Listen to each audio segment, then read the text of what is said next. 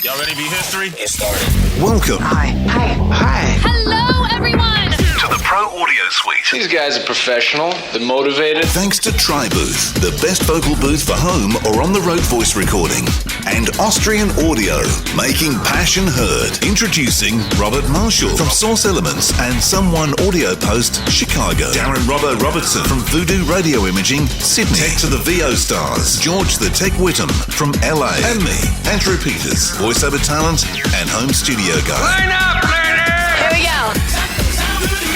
Welcome to another Pro Audio Suite. Thanks to TriBooth. Don't forget the code PAP200. Had a big rave actually with an Australian talent who bought a TriBooth. Loving it. Jules Lander. And also, happy to hear that. Yeah, she's very happy. And also Austrian Audio, making passion heard. In fact, you're hearing it right now with the OC18. Same here. You're on the 818, I think. I'm on the OC818, yes. And I've been doing everything from this mic the last month, and I get a lot of compliments about the sound, and then they see it on camera and go, what is that? Yeah. So I get to talk about it. I love them. Anyway, what do you attach your microphone to? Would be a mic stand. Something you don't even really think about when you buy one, but there can be some complications if you get the wrong one, particularly if your microphone's heavy. You wanted to talk about something, George, about some company you know in LA that builds mic stands. Well, yeah, there's the old classic, right? The one that you think of when you go into any venerable studio, at least in the US, and that's called Atlas. You've seen Atlas stands. Do they come down under? Do you see Atlas brand? No, K&M. Probably not, yeah, because K&M. it's expensive to ship things that way. Exactly. That much. Like certain things are repeated locally. Right. You find that's that way with like air conditioning systems and anything that's heavy to ship. Yeah. Well, I have a Tama is my main one for like the drum pedal, and I love it. Yeah, it's awesome. Is it a triangle base? It's the one with the boom arm. The boom arm that sort of comes out as well. And then do the legs fold? Or and the legs fold up and the whole thing. Base? It folds up into nothingness, which is kind of cool too. Got it. Like I've got, well, actually not this one. This is like the cheapy $10 stand here, but I've got ultimate support stands over here, and also the Atlas for like the really heavy like tube mics basically, and couple of the LDCs, but really a lot of the like large diaphragm mics are getting light enough and small enough, and you can get away with a medium stand. George, what's your feeling on tripod stands versus round bases or other? Well, round bases are with a boom stand. Forget it. Like hopelessly, totally unstable and a really bad idea. There's some stands that have like a much more weighted base, and some of them even have wheels.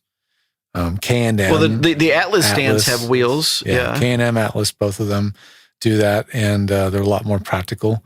I had one made by, I think it was On Stage stands. Oh, maybe it's On Stage they have that. And it had 4 legs with wheels. It was massive. The legs took up.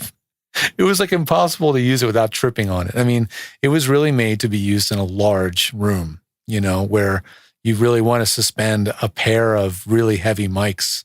You want to put a Decatree up. Oh, yeah, Decatree. Yeah, exactly. And if anybody wants to know what that is, that's like, imagine 3 tube microphones, like 3 tube microphones all being held in a triangle by one mic stand. Yeah, there's one about 20 feet in the air. There's one made by Triad Orbit called the Starbird. I'm looking online right now and looking at these. The Starbird SB1. It is a $1,500 mic stand. And it's made to hang and hold very big, heavy mics very high. And, in a studio where it's suspended over maybe millions of dollars of acoustic instruments, like if you're recording a orchestra, one cello or one violin in that room could be $500,000. It's worth more than the mic. Yeah, it's worth more than everything in your studio is that one cello. And Indeed. There could be 20 of those so you don't want to drop the mic. There's another brand I've seen at a lot of the trade shows, AES and NAMM, and it's called Latch Lake.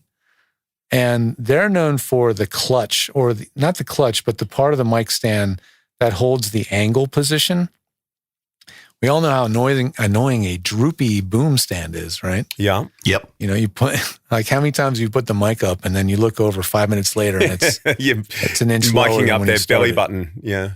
That's right. This thing solves that problem because the the mechanism that holds the angle of the stand is unbelievable. It's really impressive. It's almost more akin to a disc brake in a car.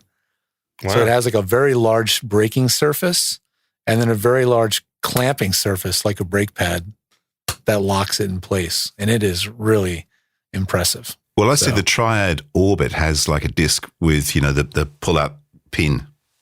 Yeah. So, yeah. But I've got those on the top of my Atlas stands, actually. And they are pretty useful. The Triad Orbit? I'm not sure which one it is. I could take a picture. Is it the kind that lets you switch mics quickly? Is that what you mean? No, those are also cool though, but those are expensive systems where you basically just permanently mount each, because you have to, the problem with those is like as your mic collection goes, every mic now has like a $15 tax on it. Starts to add up. Yeah. It's like, so, but those are pretty slick when you see studios that use them. They're just like, go get this mic. You're like, and it's up on the stand. You're not like threading it like some doofus for 3 minutes. It's true. Well, you're most likely to drop your mic when you're putting it on your stand. In fact, one of the rules I always tell my clients is take the mic out of the shock mount, thread the shock mount onto the arm or the stand, and then put the mic back in, because that is the point you're going to drop the thing. Audio engineering 101. Yeah. Yes, exactly. Yes. Oh my God. Yeah. Until you're sure. Yeah. And even then, although the other time that you can have it for like a poorly designed shock mount is some of the ones that just are like straight pass through. There's some Audio Technicas that are that way, and they just rely on a few little pin screws to grab onto the mic. Yeah. Or even worse, some of the Audio Technicas literally use a rubber band that fits into a groove on the microphone. Yeah. Very, very weak, very weak mounting point. Yeah. Those mics can go right through their mic stand. Yeah, they can. Essentially, or their mic mount. The mic ends up dangling from the mic cable. Right, exactly. The thing that saves you is I had one go down because, and so what I've learned actually a little bit, if possible, is sometimes if you're like clip on that cable and then put it in the mount. Oh, I was about to say that. Yeah, put the cable through the ring on the mount, plug it into the mic, then put the mic and screw the little knurl or slide it in, right? So if it falls, the cable keeps it from falling, crashing to the floor. Unless you're using the MagSafe cable that we patented. The MagSafe cable. Yeah. I don't know if that's ever going to be a thing, but I like the idea of it. I like the idea of it. Yeah.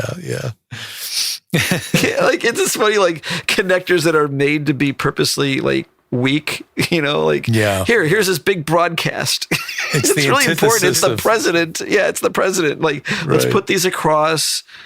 No, it's just like, Interestingly, a friend of mine who's got a company down here who actually is a distributor for Austrian Audio, they came up, and I'm sure they got the patent pending on a mount for an external speaker, a large speaker. And I said to them when I first saw it, it's like, forget the speaker. That's the moneymaker. So you attach this thing to the wall, and it's a ball and socket, but the ball inside the socket is like a golf ball. It's got lots of pinholes all the way through it. Oh, little dimples. Yeah. And the pin goes through the actual socket and attaches itself into the pinholes. So it's almost infinite adjustment. You can sideways, up, down, whatever you want to do. Yeah. But the thing never moves. Once you lock it in, slip. It can't slip. That's brilliant. That's great. Yeah.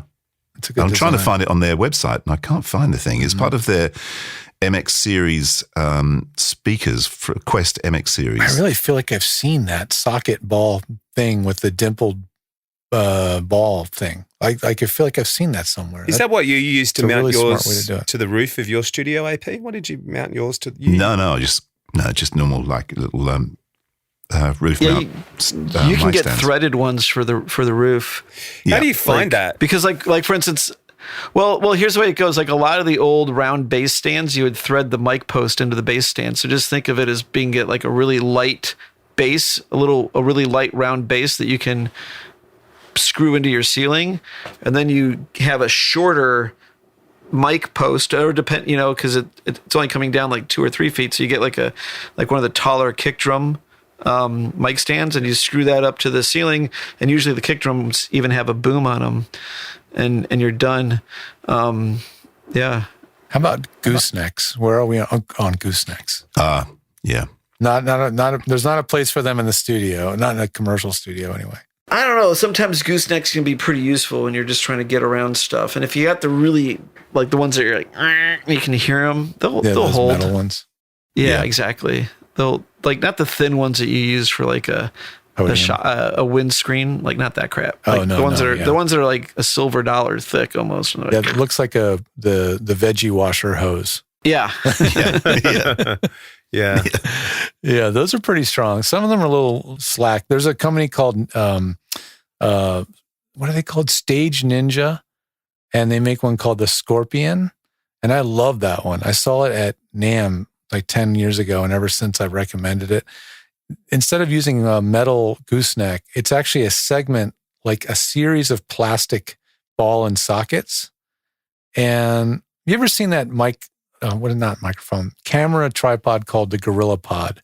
You ever seen that? Yeah. Is it the one that's like it's like you can wrap it around a post or something? Yeah. It's like a tripod with like 3 totally crazy Gumby, like bendable legs. Yeah, that's the Gorilla Pod. So it's the same kind of concept, but just a single arm. Made by Joby. Oh, Joby makes one too, yeah. Yeah, the Joby Gorilla Pod, yeah. Yeah. Or Gorilla Stand. Oh, yeah, the Joby Gorilla Pod, right. Yeah. This one by Stage Ninja has been knocked off as well, of just like everything else out there has been. But it's a great design, and it just has a big, strong metal A-clamp on one end that you can clamp onto whatever. And then this arm that is very strong. Like once you pose it and put it where you want it, it stays there. And I love it too for like closets. You can clamp it to a clothing rod or to a shelf. You can clamp it to whatever is in your hotel room. You know, like if you kind of just put a mic up, you can clamp it to a steering wheel of a car. It's really, really useful for a lot of things. I've got imagine it's like a thing that clamps onto the side of a mic stand. It just like pinches it and screws into it. Yep. And then it gives you another 5/8 right off of it. Yeah. And what I often do is I've got one of these bendy arms, and I'll put that, and then I'll have like a small diaphragm condenser. You can't put like a super heavy mic on it, obviously. Right. But a lot of mics you can, and then you can kind of get it around and have with one mic stand, you can kind of even have like, you know, your vocal and guitar kind of thing.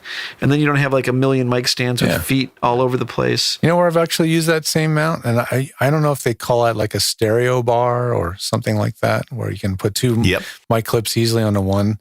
But it's a similar concept. But I've used those to just put 2 mics on one boom stand for voiceover. So I have clients where they've got a TLM 103 and a 41.6 right next to each other, even behind the same pop screen. Yeah, you can do that with just a normal ORTF stereo bar is a good one for that, because you can get 2 mics pretty close to each other. Mm-hmm. I do the same thing. In fact, I've got that set up in the booth. I have a stereo bar with 2 mics. And that's for when I do Zoom sessions, because I use the laptop for the Zoom and my big computer to record, if I'm capturing my own audio, of course. So they monitor through one mic through the Zoom, and then I'm recording on the other mic into my system. You don't use 2 mics duct taped together like the Beatles used to do? with it.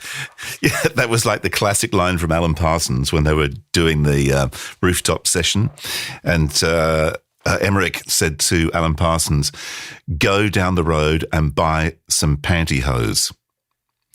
So he ran down the road to Selfridges or Waitrose, wherever he went, and went to the lady. He said, "I'd like to get some pantyhose." And she said, "What size?" He said, "To fit a U-47. Nice. And she thinks that's like a bomber or something. Yeah, that's right. Yeah, exactly. You should ask him about that, Robert, when you speak to him next. Yeah, really. Yeah. The other mic thing we haven't talked about are literally mic arms, like posable arms that you can mount to your wall, your desk. Yeah. And I'm a big fan of those in most voiceover booths because they just don't take up any space on the floor. Just like, Andrew, you did the ceiling method. I like these because they're really flexible, much more easy to raise and lower, I think, for a lot of people. And they're pretty commonly available nowadays. There's actually a lot of them. Especially if you get the ones that don't have like springs that go like boing. Yeah. Yeah, avoid the ones with the exposed springs that ring like a Fender reverb. They do. But the other thing about, I tried to find one of those that I could actually mount to the ceiling. If you use them, just be smart with them. There's one company that makes a mount that will kind of work on a ceiling, and that is Heil. Another company, they may not distribute in Australia, I'm not sure. But Bob Heil, who's famous for the Heil talk box, Peter Frampton, he's in the business now of making microphones, dynamic mics and mic booms and arms and stuff. And he's got a clamp that will mount to the ceiling, and you can mount one of his arms to that and have it hang down. And it kind of works. But yeah, those arms don't really work upside down. They don't really work. No, which is down. a bummer, because that if you're going to mount to the ceiling, that is the perfect way to do it. Yeah, maybe if somebody were to make a ceiling specific version, it sort of inverts the whole thing. Yeah, because most of them have the pin that goes into the socket, so you can only have them, upright. Yeah. You can't hang them because they just fall out the ceiling. Yeah. No, the Heil has what they did was the post has a groove in it, and then the mount has a knob that tightens a little thing, so it slips into the groove, so it won't fall out of the ceiling. So that's handy. Yeah, his setup's really good. He has it's like a mount with an arm with an extension. It's like 12 inches long, and then the boom arm attaches to that, and it's as I'm describing. It won't fall out, so it makes the ceiling mount thing really easy, really really easy.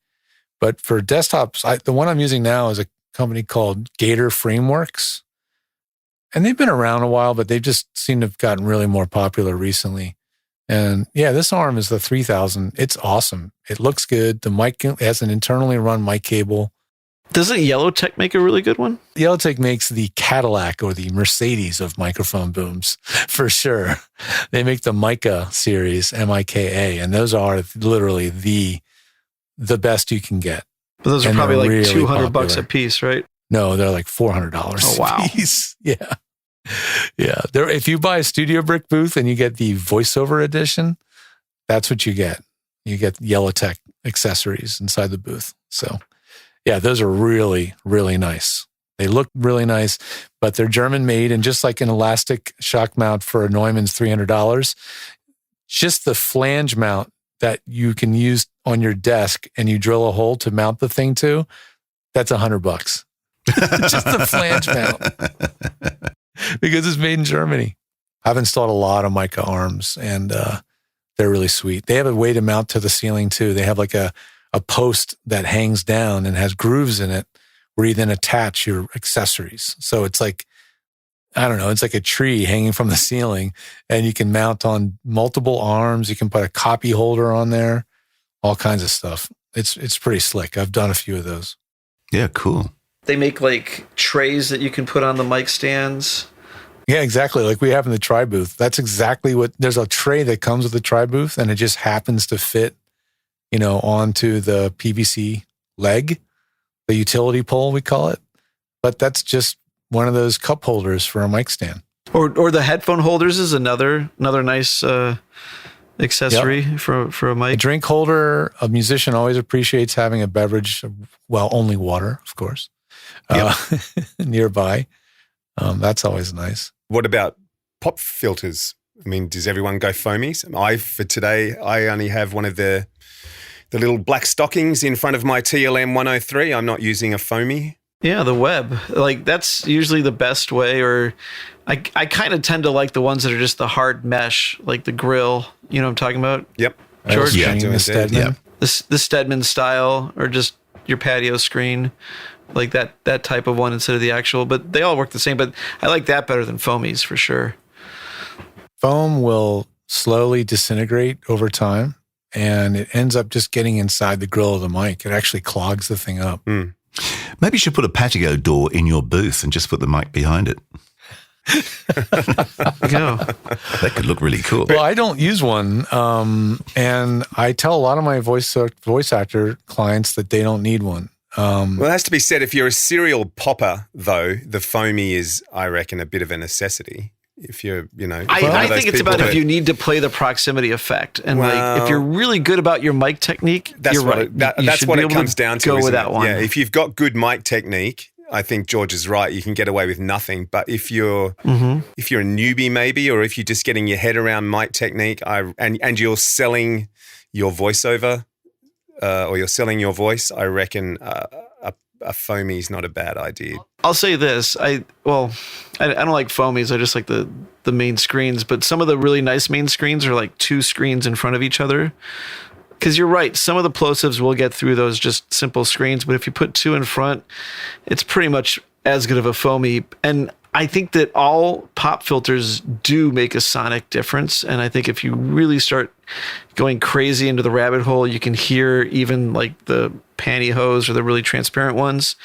And there's just a difference in the way the other plosives hit and things like that, that if it's better done with mic technique, then like I'm not popping the mic. I'm a fist width from the mic right now. Pop, pop, pop, pop. No because plosives. it's all about just like put your hand in front of your mouth and talk, and you'll see exactly where the wind is coming, and then point the mic right above that sort of column of air that comes out of your mouth. Right above or right to the side? Just out of shot of it, basically. Right. Yep. The plosive comes out in a straight line. It does. Yep. Yeah. But I think the skill is, and I'm not a voiceover artist, but I'm sure AP will correct me if I'm wrong, is that it's very easy to start in the right position. Like, okay, here's my fits width. But if you're doing a 60-second read or, anything longer than I would imagine, 15, 20 seconds, you end up moving around. Yeah. So it's that skill of making sure you stay in the right spot.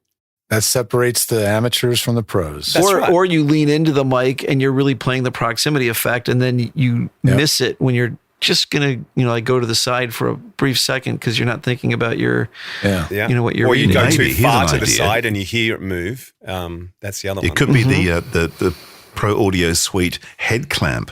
So basically, this is what that other mic clamp was for. It just wasn't big enough to fit around anybody's head. You're talking like one of those things they put on you when you're having brain surgery, where they screw it in your Yeah, head. it's a bit like Clockwork Orange, not quite. Yeah, exactly. With the microphone hanging in front of you, so But it's really that mic clamp from the one that never sold any in the company went out of business. The M600 Yeah, exactly. or whatever The it was. M600. They just needed to make like a 2-foot diameter one, and then it just like into your head.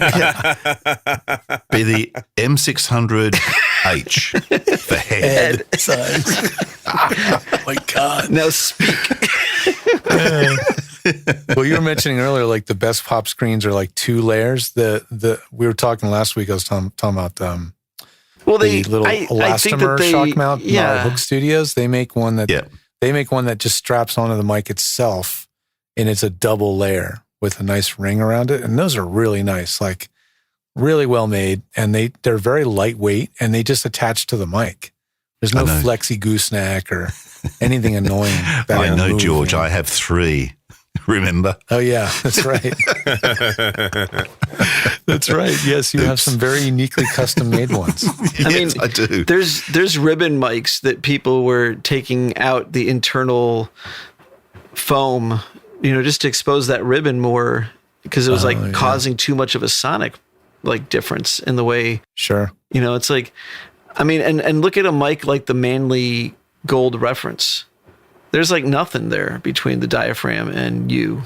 Most of the really high-end mics have the most open grill. Like you'll look in and the capsule is right there. Yeah, or some of the large or the small diaphragm condensers, you look at them and you're like there's that little shiny Yeah, it's right there. So yes, that means it's easier to pop, but on the other hand, it means that there's nothing inside that head basket where the mic capsule is to disintegrate or diffract the sound. Screw up the sound. So it's exactly. a double-edged sword. It is nice having mics with internal pop screens, but they do degrade for sure. Like if I unscrew the head of my SM58 head, which I have right here, there's a piece of foam on the inside of that metal grill, but that will eventually start to disappear. Do you know what's really bad with that is the PL20s. The EV. Yep. Isn't the PL20 the instrument version of the RE20? They're the same thing, and they kept on making one and not the other. And I think that they might have a slightly different shade of gray to them. It's funny because I always learned it as the PL20, but is the RE20 the current one now? The RE20 has that really huge head basket mount with slots on the side. Right. And so what happens? Huge yoke mount that holds it. So here's what happens to those mics, word to the wise. The foam will disintegrate because I think they use the foam windscreen also as the shock mount. So then all of a sudden the element just is floppy inside the mic. Oh boy. And now you got to fix it. And they put the mic together with the smallest Allen screw ever. You cannot find it anywhere. Half a millimeter. I'm not even kidding you. You got to get this special little Allen screw to be able to get the basket off, to be able to put the $100 new foamy kit. It's like you can do it yourself, but it's like, man, you can't get into this mic just to be able to. That's probably why they do it. So you got to send it to them. Yeah, exactly. Did I ever tell you about the D. Snyder RE20? No. What's that one? Oh, I set the up a D. VO Snyder studio for D. Snyder once, who's the lead singer of Twisted Sister. I was going to say, yeah. And he had moved to, he had all of his, he's like, I moved from Philly. I live in Vegas now, but my daughter's got a condo in LA and I want to do VO when I'm there. I'm like, okay. So he's like, head in my office and there's like 4 boxes. It's everything that was in my studio in Philly. I was like, all right. I unbox everything. It's all wrapped up in paper and everything. I pull out all of his gear and going through everything. You don't need this, don't need this, don't need this. All this stuff he doesn't need. And there's the RE20 and the grill of it was coated in crud. And I was like, D, oh God, are you a smoker? He's like, no way, man. I never smoke. You know, he's a real health nut, you know? And he's like, I'll tell you why that happened. He was like, because I did my radio show at dinner time and my wife would bring me dinner every show. And I was like, say no more. Oh, yuck. And I still have that head basket in a box somewhere. That sounds gross. Yeah. When he handed you the check for doing that job for him, did you say, we're not going to take it? Yeah. You know, man, nice I'll one. tell you though, dude, the guy was the coolest guy, or is the coolest guy. He was really, really nice. Yeah, And I've met him once. He and his wife were total. Oh yeah. He's a great guy. No, he was a super straight edge guy. Like really, like doesn't do the drug, rock and roll, alcohol thing. Yeah, he's not your picture of rock and roll. He's not your poster boy for a rock and roll He's from band, New is he? Jersey originally, right? He's from Long Island. Yeah, he has a very extremely New York thing going on. Yeah. But just like here's what's obvious. You know what I mean? Yeah. Yeah. No, I dug the guy. It was really cool to work with him. Great hair. And the thing was, he remembered me after meeting him a year and a half before. He remembered that's nice. me, which was really cool. Yeah. Talk about a tangent. Yeah. Yeah. That was a Come tangent. for the facts, stay for the tangents. Well, But that's hey. why people listen to us, is the tangents. Yeah. No, because you know what? Mama, we're all crazy now. Well, that was fun. Is it over? The Pro Audio Suite, with thanks to TriBooth and Austrian Audio, recorded using Source Connect, edited by Andrew Peters and mixed by Voodoo Radio Imaging, with tech support from George the Tech Whittam. Don't forget to subscribe to the show and join in the conversation on our Facebook group. To leave a comment, suggest a topic, or just say g'day, drop us a note at our website, theproaudiosuite.com.